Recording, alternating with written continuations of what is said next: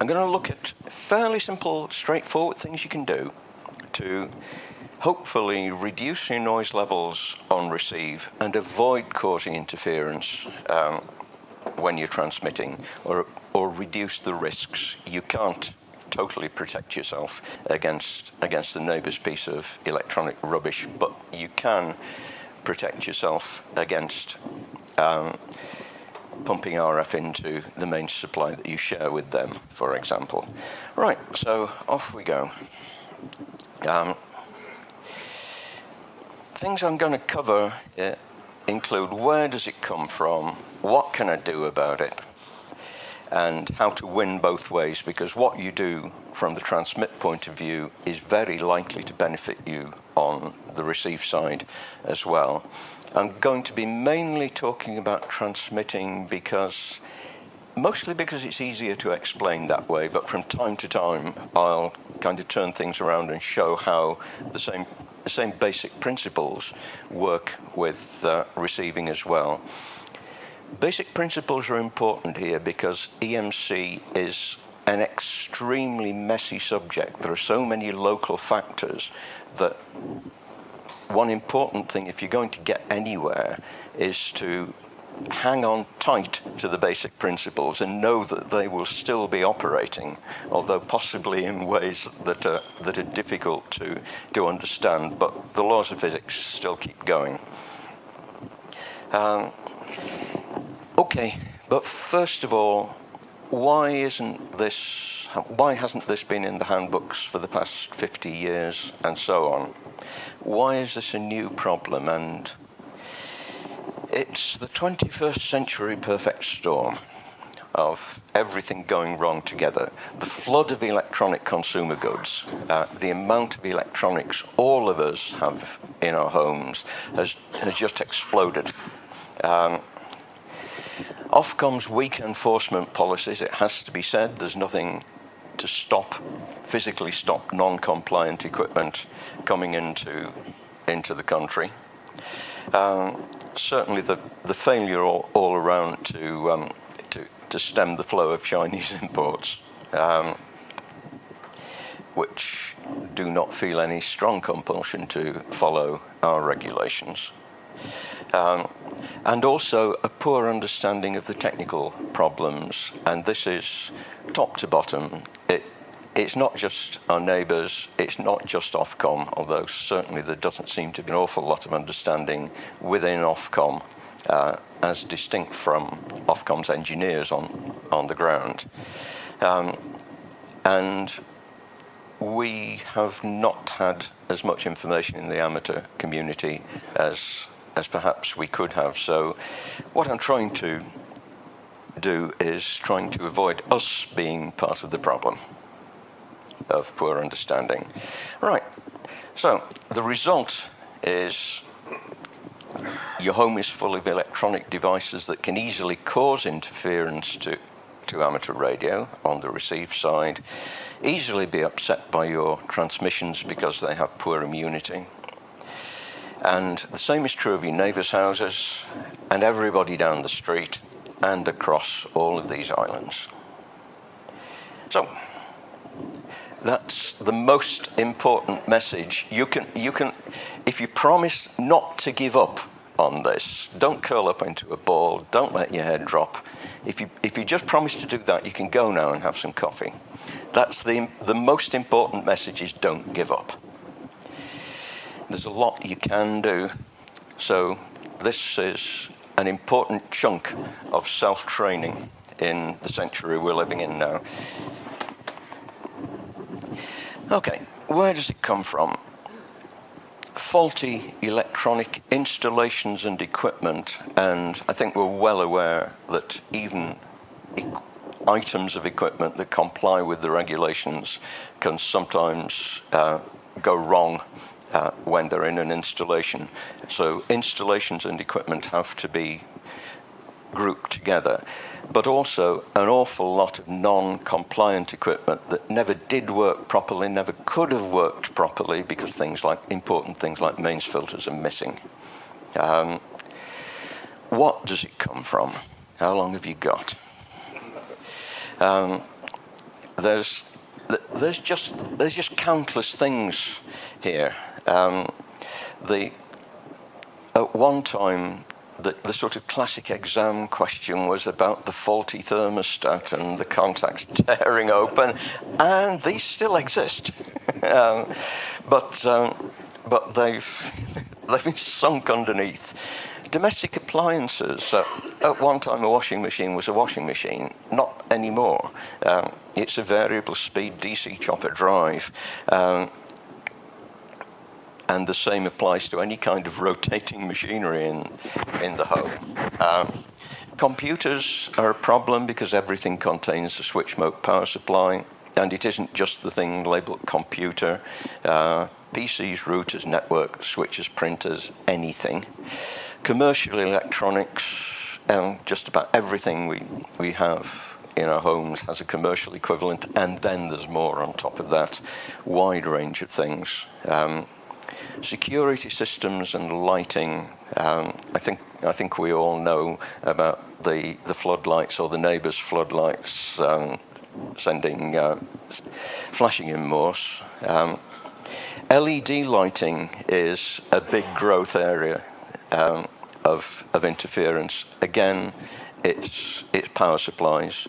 Road vehicles, of course, have turned into complex electrical systems, and that's not even thinking about the electrically driven ones, propelled ones.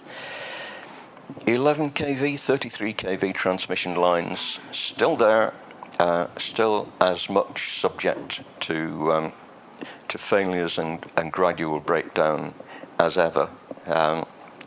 Electric railways, of course, although where we live now, they've forgotten what a railway is. Electric fences, we know about them. Those are not as bad as they used to be. The electronics that's in a modern day electric fence is, for the most part, a great advance over a sort of repurposed ignition coil out of a car. And then everything that I've just mentioned has its counterpart almost at high power in industrial equipment. And then whatever is coming along next, you just don't know what's going to arrive next door or accidentally arrive in your house. Okay, so let's get down to some basics and think about how it's created, how it gets into our receivers, how it gets out of our transmitters. How noise and interference are created. Overwhelmingly, it's about chopping up the main supply, which, as I'm sure you're well aware, is what switch mode power supplies, motor controllers, dimmers, all that kind of thing actually do. This is the classic textbook 50 Hertz sine wave, which is actually what you get from a rotating generator. That gives you a very, very good sine wave. And that's how the mains used to be. I think you're probably also aware that a sine wave contains only one frequency component, its own fundamental, no harmonics, no distortion, no nothing. It's when the sine wave gets distorted that additional frequencies creep in. Like that. For example, that's a typical dimmer where it delays switching on until the applied voltage reaches that point, and then suddenly it jumps, runs the rest of the cycle, and then switches off prematurely. So these verticals represent very rapid transitions, which mean that they are rich in harmonics. So the kind of interference you get, this is not going to carry to the edge of the room, but you know what this stuff sounds like. The interesting thing about that is the dominant frequency that you hear there is not 50 hertz, it's 100, because those transitions happen twice in a cycle. So the sound it's a little bit more light-coloured than the fundamental 50 hertz, and you can also hear that there are other higher frequencies in there. Okay, the dimmer is turning things on and off very suddenly, and it's those sharp edges which are causing the trouble. The size of the step depends on the dimmer setting, but the same thing. You end up with almost only the sharp edges. So turning the dimmer down, for example, or turning the motor speed down does not necessarily make the interference any weaker. Depends on a lot of other factors. The other effect of chopping up the mains supply is what you get in switch mode supplies, where you get flattening of the peaks. And again, distortion, again, sudden transitions where none should be, and introducing new components into the waveform that shouldn't be there. And these, in turn, depending what circuit they're in, can go on to cause trouble. How the peak flattening is, where that's coming from, is from switch mode power supplies, which are taking sudden gulps of current, predominantly just on the rise there towards the peak of the waveform, and then they stop drawing current. This again is basic stuff about rectifier and capacitor power supplies. That's the usual thing that appears in the exam syllabus, in all the handbooks and so on. In a switch mode power supply, there usually isn't a transformer. It's directly off the mains, but the same principle applies. Not everybody realizes that in a power supply like that, most of the time you're not drawing power from the mains. The equipment that's being powered is actually living off its reservoir capacitor until the time comes to take another gulp of current and top it up again. So, okay, you can see the rectified applied voltage is there, and that's the output voltage of the power supply. So it takes a gulp of current, and then the voltage drifts down until it meets the applied voltage coming up, and then it takes another gulp of current. And you can see that that's on the rising edge of the applied sine wave, and that is exactly what we see on the mains. So the problem, of course, is that we have now got dozens of that kind of power supply, rectifier, capacitor power supplies connected to the mains.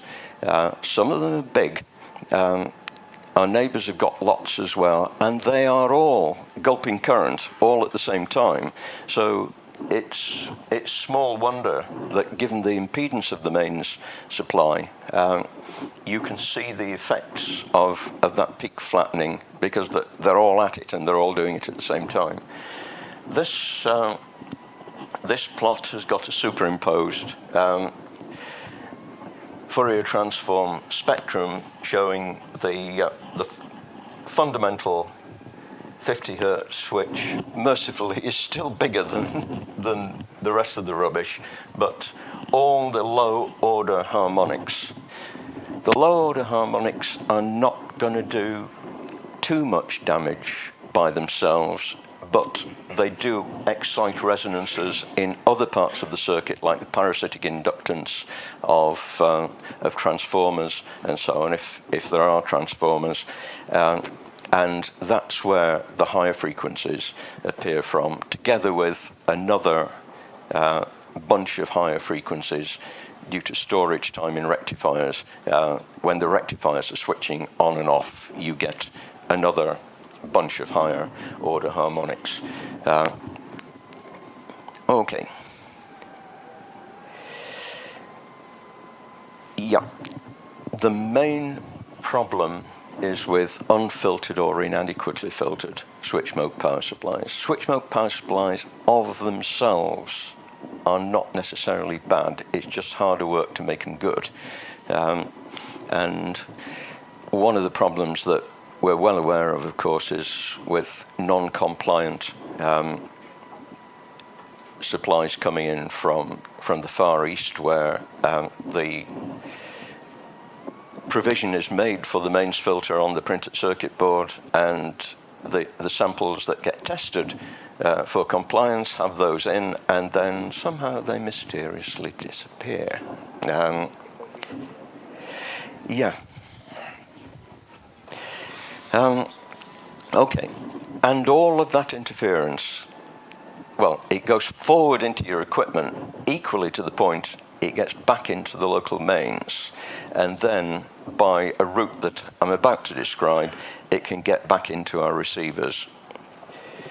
So, right, this is a picture off the web of somebody's SDR looking at medium wave. You can see a couple of carriers, AM carriers there with their symmetrical sidebands.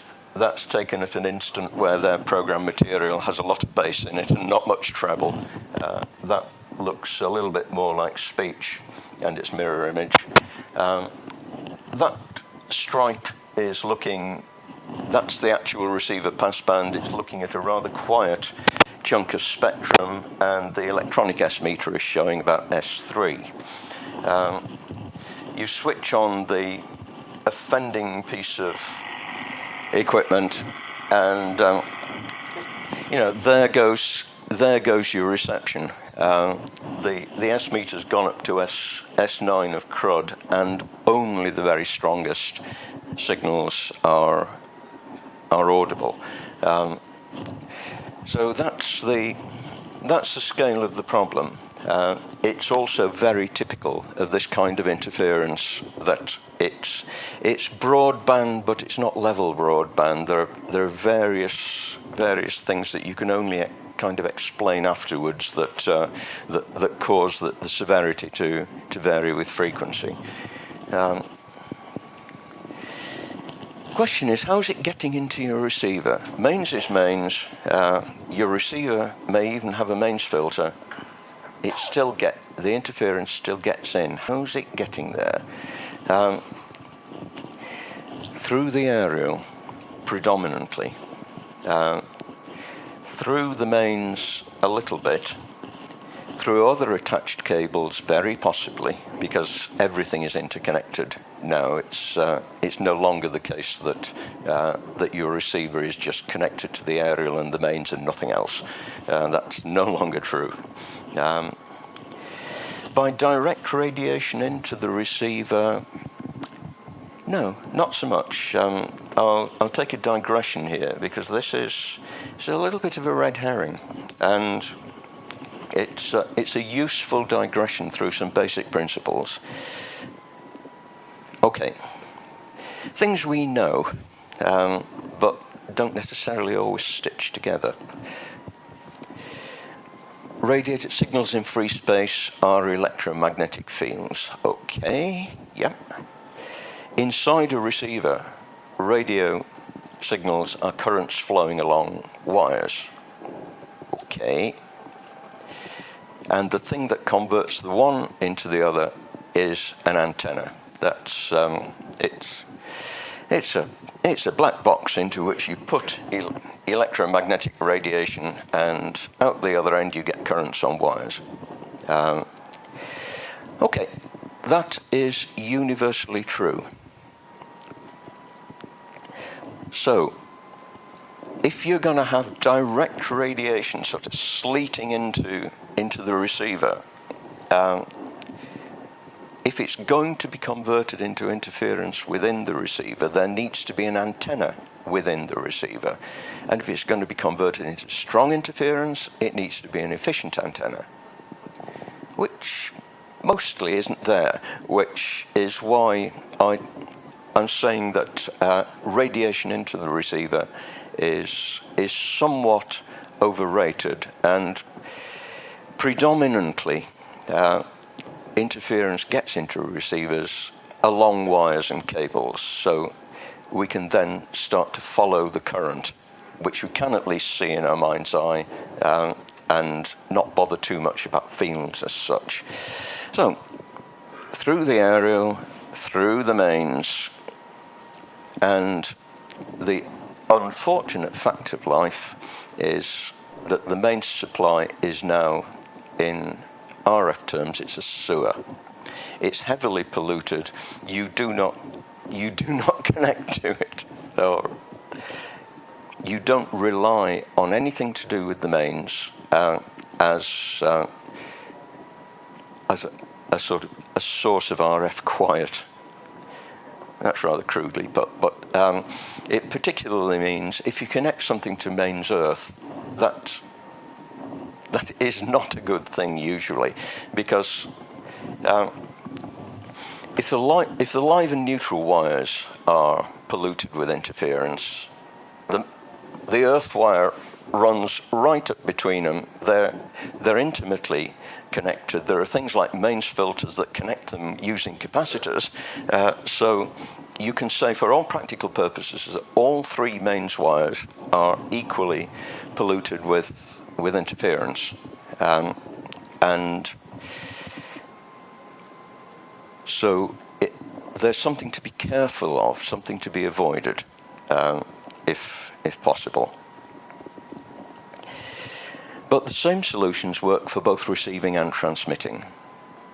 So if you do this clean up your shack thing, you can increase your chances of hearing weak signals and decrease the risks of causing interference. Decreasing interference risks is not something that you can easily quantify. Increasing chances of hearing weak signals, since I've been putting this stuff out, I've been getting a steady flow of, yes, it worked, my noise level has gone down. This is a lot quieter site than I thought it was. And the thing that put me onto this was a guy called W1HIS, who wrote up a blog a long time ago, it's still on the internet, of how he had this horribly noisy QTH, and by using absolutely heroic quantities of ferrite, you need to look that up. W1 Hotel India Sierra. The amount of ferrite in his house is just amazing. You can almost hear the sound of the ferrite truck turning up on a Monday morning and tipping on the driveway. But it doesn't need that much ferrite. So, how this works, I'll explain this in terms of transmit, and many of you will see where I've skated over one or two issues here, but we've got to crack on. Common mode RF current on the outside of the coax. Common mode current is something that is now creeping into the vocabulary, and people are beginning to think in terms of what it is, what the trouble is.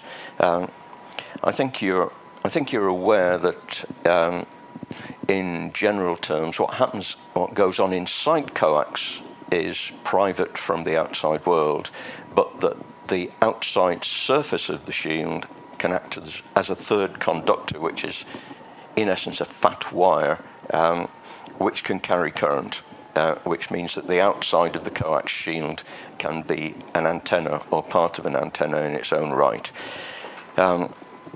If you have something like a dipole without a balun in a typical asymmetrical, unbalanced environment, then you will have common mode current on the outside of the coax. The only question is how much. But it's there. Don't kid yourself, you ain't got it. The other thing we know is that currents don't just flow and then dead end. They've got to have somewhere to flow to, which is one of the things that we, I beg its pardon, one of the things that we hammer into students at a low level and then forget as time goes on, and we tend to forget it ourselves. So where's it going to flow to? The feed line's radiating because it's got RF current on it. At the other end of this lot, there's a connection to mains earth through a power supply, which may be inside the gear, may be outside. And that is where the current is going to flow. It's going to flow through the shack. In general terms, if everything is perfectly shielded, it will be flowing on the outside surface of all the shields which have no penetrations. That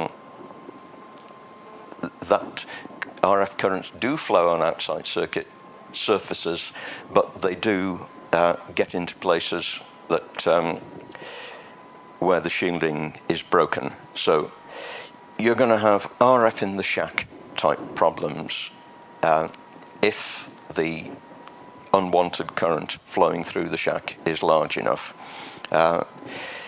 It's going to flow out into the mains, kind of trying to find earth in, to put it in crude terms, and you are injecting RF into the mains supply.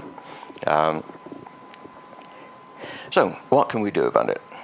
First of all, the ferrite choke up at the feed point, which you can also call a balun, but to be honest, you're better off thinking of it, it's a choke. It's there to stop RF current flowing, taking a path that you don't want it to. That reduces the amount of current straight off. So the feed point is the best place to start, almost always. Possibly another choke where it enters the shack. Particularly if you've got a multi-band situation, you don't know where the current maxima are going to be, or it will take a lot of working out. So another choke at the entrance to the shack is probably a good idea. You may have begun to gather from this that bringing RF feeder other than coax into the shack is probably not a smart move, because you're greatly increasing the risk of these kinds of problems that we're talking about here being more severe. Okay, the other thing that you can do is to block the exit for that current by choking off the entire mains supply to the shack. And we'll come to the practical details of that later. But the effect of that is having essentially blocked both the entrance and the exit, things are going to be a lot better. There's going to be less RF in the shack. Correspondingly, the amount of common mode current on the outside of the feeder is going to reduce as well. At this point, I might add, I'll introduce the question of RF earth. Do you want to connect an earth point here which will only invite current to flow down? On most bands, you very well might not. RF earth is by no means a panacea. If you've got 10 meters of feeder, then on 40 meters you are actually creating. On 20 meters you're creating a situation where you're inviting current to flow down the outside of the feeder. On 40 meters, the situation's opposite, but if you work several bands, an RF earth can be a mixed blessing. Anyway, having done that much with possibly 3 chokes, the shack's clean. you're not injecting RF into the mains, and the situation's much better. Now let's flip it around, look at the receive situation. Interference from the mains supply in a sort of completely unprotected system can flow all the way back up the opposite way. Physics works both ways. Of course it can. Yep. Oh, I think I just heard a sack full of pennies drop there. Yeah, exactly. Yeah. As I said, it was easier to describe in terms of transmitting, but yep, the reverse works exactly the same. It gets into the shack, flows up the outside of the coax, and it gets in at the antenna feed point, at which point you're stuffed. It's indistinguishable from the signals that you are trying to receive. So the same solutions will work. And yeah, it's one thing to put this stuff out. It's quite another thing, and very satisfying to get the messages back saying, yeah, it actually did work. Thank goodness. Yeah, is there anybody called Mike German in the audience? Okay. I wondered if he might turn up. He's a medium wave, shortwave listener, and he latched onto this stuff. And to his great credit, he went the miles and did this stuff, and it worked for him. He's got his hobby back. He can hear medium wave DX now, and previously he had S9 noise. It took quite a lot of work and quite a lot of ferrite, but if anybody knows him, well, thank him from me, because I owe him thanks for having gone the miles, and sure enough, it worked once it was done properly. So you're blocking interference arriving, the shack is clean, and you're stopping QRM that had originated in the mains from getting in at the feed point. It's the same solutions, therefore, on both transmit and receive, and it's almost the same chokes. It's a choke. It's a thing to stop unwanted RF currents passing. So, yeah, those two chokes. That's this one and something rather similar to this. One's got coax going through it. One's got mains, but the same choke will work over the same frequency range. As a practical mains choke, I don't have a good picture of one of those, but the important thing there is that you've got a multi-way distribution board, which feeds everything in the shack from there, so that everything comes in through that one line which is choked. And I thought, am I going to bring one of these? And no, I'm not. Let me just point out what the essential bits are. That you want to have something that stops unwanted currents. In other words, everything but 50 hertz flowing along that line in either direction. I beg your pardon. Yeah. Key points being all three mains wires, line neutral earth, must go through the choke, including the mains earth. Now, this is where a choke works, and most mains filters don't, because most mains filters take the earth connection onto the can, and it comes out. It comes out at the other end. It hasn't been anywhere. It hasn't been filtered. Mains filters are predominantly for other purposes. You used to be able to get 3-wire mains filters, but they're becoming rather rare now. And all the three all a 3-wire mains filter is one that takes the earth lead inside, passes it through an RF choke, takes it out to the other end. There's a more elaborate mains filter that we're all familiar with for between line and neutral and connecting to earth. But you can make a better choke using ferrite. So everything in the shack must get its mains supply through that choke. Provided you're careful about how you route your connections and your PC is fed through the choke, you probably don't need one on the PC as well. And there must be no other paths to mains earth. That's tricky. That requires quite a lot of thought and a little bit of discipline, and we all know how shacks grow up, and the mess of wiring that just gets pushed over the back of the table. And if you're going to do this, then I would strongly recommend, no, seriously, I would strongly recommend knee pads. You are going to spend quite a lot of time on your knees, but by the time you've done it, you're going to have the shack sorted out in a way that's a number of other things are going to be working much better.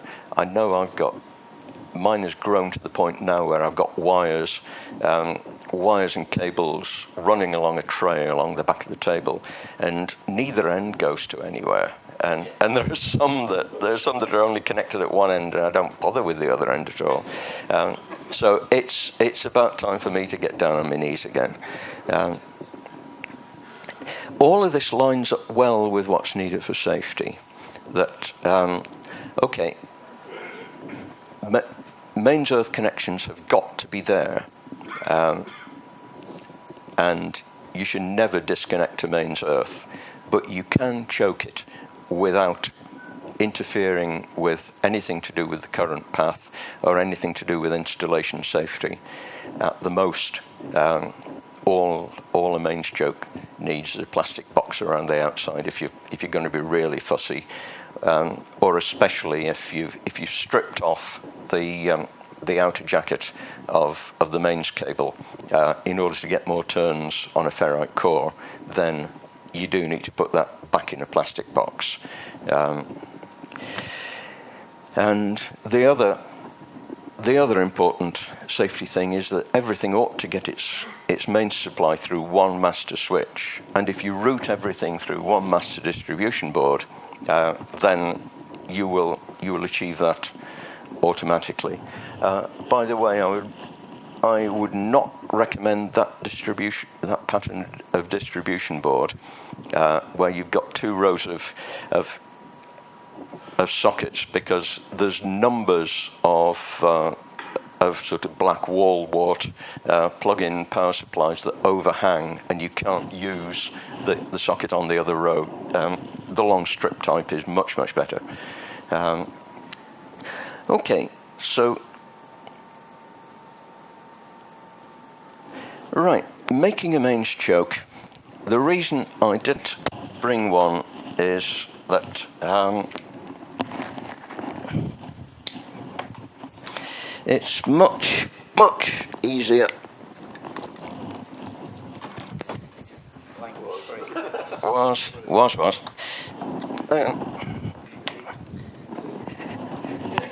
Yeah, it's much easier to show you. The ferrite core I would recommend. It's on my website. The large snap-on Ferrite Corporation from the USA, number 31 core. This has a 25 millimeter inside hole. You can get many turns of thick cable through that. You can get several turns of RG213 through that, for example. Other cores are available, although number 31 is particularly good for low frequencies. But the other important thing is that it's a snap-on bead, which means if you've got some slack in the cable, you can just wind a choke.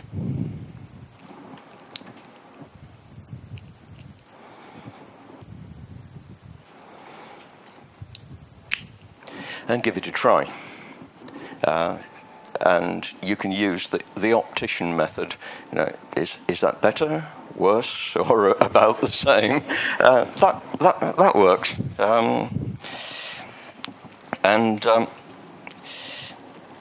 With that kind of choke, the other big advantage is you can use this outside the shack. You can try things in your neighbours' homes that are otherwise impossible, because people are no longer going to like you saying, "Oh yeah, I can try a toroid. Just allow me to cut your mains plug off, please." That's really no longer acceptable to them. I think it should be no longer acceptable to us, for the simple reason that there's a better way of doing it, a better engineering way of doing it, is to use a snap-on. They're slightly more expensive than toroids, but I always like to have one or two of these kicking around the house in case something turns up, and I literally would not leave the house for a special event station or anything like that without 2 or 3 of these coming with us in the box, because almost always something will be needed. And when amateur radio's on show, you only get one chance to get it right, and that really is important. So yeah, I recommend these very, very highly indeed. This particular bead, and the details are on my website. And about half a dozen turns through that will make a pretty good mains choke. Now, it may not be mains choke or indeed a choke in any of the other 2 locations. It may not be absolutely optimum, but you will find that a reasonably good choke will knock the problem on the head probably anyway, and it's only if you find yourself right on the edge of "I've almost cured it," then go back for another pass, do a bit more reading, and think about how many turns, and could I make a better choke and engineer it a different way. But this will tell you if you've got the choke in the right place. Right, yeah, computers difficult because they've all got a pretty big switch mode power supply in, may need extra filtering for our requirements, or we may at least need to select a good one. Because of this requirement to pass all the leads through a choke and not leave any bypass sneak paths around it, it's sometimes difficult to share PCs for other uses, but there are plenty of old PCs which, if you strip out Microsoft Office and all the non-radio stuff, give them a really good registry and cache cleanup, then they're pretty good for radio use, unless you've got something really heavy duty like multiple channels of SDR. So radio PCs, a dedicated radio PC is a good thing to do. There are problems with sound cards and connections carrying low-level audio signals, sort of several feet across the shack. It's much easier with a dedicated radio PC. Also be aware that Ethernet cables can carry interference and also generate interference, but by linking up distant pieces of equipment, the RF currents will divide in whatever ratio Ohm's law says, regardless of your wishes. And that's one of the reasons, for example, why multi-operator transmitter sites these days tend to be moving towards Wi-Fi to to network the individual sites, because otherwise Ethernet cables running across the site will tend to get enlisted into the general ground system, and it's asking for trouble. Aren't Ethernet cables reasonably isolated by their transformers, though? Not enough. Not for receive purposes. I've got sort of the office PC on one side of the room and the radio stuff on the other side of the room. Radio signals, particularly 6 meters, where there's an awful lot of clock spurs, cleaned up dramatically when instead of the reasonably well installed Ethernet cable, I hadn't just thrown it in, but instead of that, I broke that and used Wi-Fi just across the room, and it broke that connection, and things cleaned up really quite dramatically. The final thing I would say here is about bonding between various things. Metal cases, coax shields, and so on, they all, for RF good housekeeping, all need to be bonded together. And I'm talking here about for interference reasons, not for mains safety, because mains earths will be provided have been provided automatically wherever they are needed. But this is for RF and interference reasons. The key words here are bonded together. It's connecting things together so that all at the same RF potential sitting on the table and next to the table and so on. Please remember what I said here. I said bonded together. I did not say connected to Earth, because people wander away, and that bit about bonding things together tends to get overwritten. It defaults to the hardwired memory of, oh, if I connect it to Earth, everything is okay. No, it's about connecting things together. Incidentally, they will also be earthed. For RF bonding, low inductance, short, wide, direct conductors. Speeding up here, the old-fashioned star grounding with a single earth point won't work for RF, because you've got multiple long thin wires are not going to leave the things at the ends of those wires at the same RF potential. So you want something like that. Wide strips of metal, I've normally used strips of PC board, which give a low inductance, and if it's double-sided board, it's about 6 inches wide. That is actually, I can't remember the exact number, but it's more square millimeters of conductor area than you think. But that's only important at low frequencies. What's important at high frequencies is the width of the thing, which makes it low inductance. And then you bond that strip at one place to where the mains comes out of the filtered distribution board. You've literally got a printed circuit board going around the tabletop, have you? Yeah. And one advantage of that, it's lower inductance. You can buy copper busbars, but that is completely misunderstanding the problem, because the inductance is higher. You don't, for RF purposes, you don't need the copper in the middle, which is what you've actually paid for by weight, and it's kind of something to do with some lingering idea about lightning protection, and if you've got heavy copper bus bars deep inside your house, in the shack along the back of the table, you have misunderstood the problems of lightning. All that stuff needs to be outside. Okay, one final practical example of tying together a transceiver, a power supply, and a PC as represented by a sound card. The RF bonding picks up on those wing nut connections, which most of us never use. they're there, but most of us never use them. In the case, if you use PC board, then with a big soldering iron, you can dab down a piece of braid so that it just sort of pops straight up and goes straight on. You can also use plug and socket connections.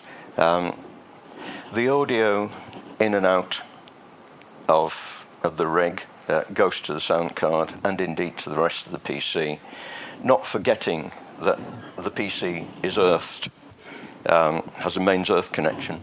So the PC's main supply kind of is paralleled by the RF bonding, and to a large extent it's shorted out by the much lower impedance path in parallel.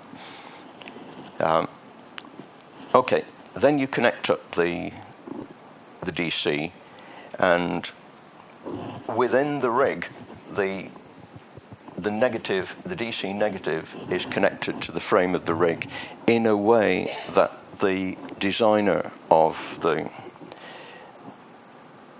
equipment has hopefully thought about and sorted out. But you always find a negative supply connection on the back of the rig, and you must connect to that and not to the frame of the rig for your DC return.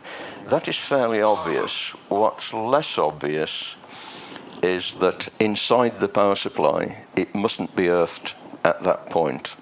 Many are, and you can solve that problem by going inside, snipping the earth connection, putting something like a 1K resistor in between the negative and the frame, the mains earth, so that there's something to tie it down. It's not completely floating, but it needs not to be earthed, as opposed to it doesn't need to be earthed. There needs not to be an earth connection in the power supply, and then everything I think will be well. So I'll just leave you with four big things to remember. Use the ferrite chokes. Use the proper ferrite chokes. That is, don't just sort of hand-wavingly say, "Oh, I tried a ferrite bead and it didn't work." Come on, please. Try harder. The whole station mains choke is tremendously effective. I had a lot of trouble down south, which was just cleared up by doing that. I don't have the same problem where I am now, but also bond the equipment together, at the very least by having it close together and tying it together with braid of sort of RG213 size braid or bigger. It crops up, you find it from various places. And the final thing to remember is that the benefits are on both transmit and receive. So it's worth cleaning up the shack to reduce your interference risks, and you can also get big improvements in receiving weak signals.